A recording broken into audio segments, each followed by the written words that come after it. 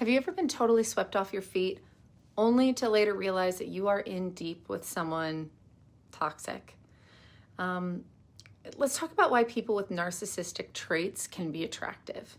If you've ever been pulled in, it wasn't because you're stupid, it's because they can often be magnetic.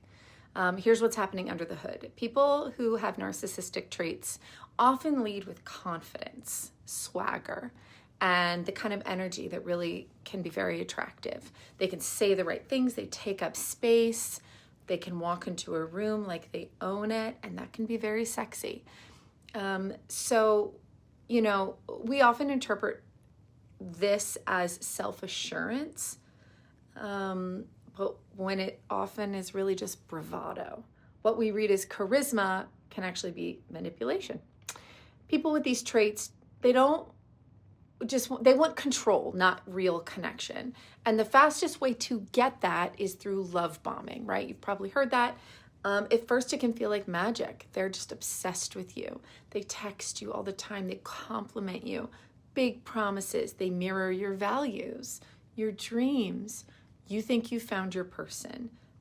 But what you're often experiencing is just strategy.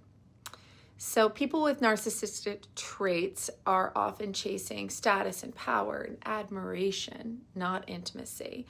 And it really can look like love. And then once they get you truly deeply invested, that's when the mask starts to slip. The media actually romanticizes narcissists and people with these traits all the time. Very powerful, emotionally unavailable men in the movies, right? Who are like mysterious and hot. Even like You on Netflix. There's a lot of people who think he's super hot, and he's kind of meant to be hot, and he is an actual psychopath. So this can really condition us to believe that this kind of volatility or mystery equals depth, but sometimes it's really just a red flag, right? And if you grew up around emotionally volatile caregivers, then this might feel familiar to you. It might actually feel like love. And you may be mistaking that unpredictability as passion, right? And chemistry. And you're just like doing emotional gymnastics to try to win someone over who keeps you unsteady on purpose. People with narcissistic traits love the chase, but once they've won you, their interest often fades. They criticize, they punish, they withdraw, and then you're thinking, what did I do wrong? And the truth is, a lot of people have some narcissistic traits, okay? It doesn't mean that they all have narcissistic personality disorder. That is really overly used, calling people outright narcissists.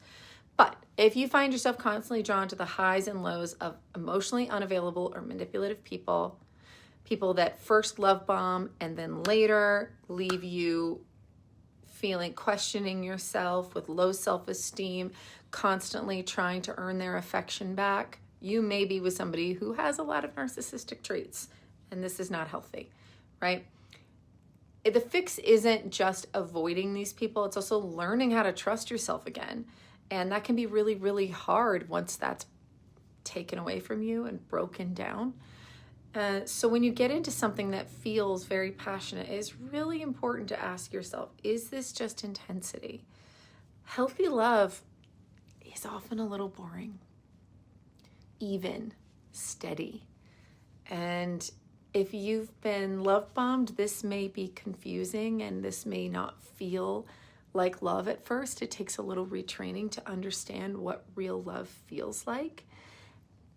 And so if you have gone through love bombing before and then ended up on the toxic side of that, I'd love to hear how you recognize that and what you did to get out.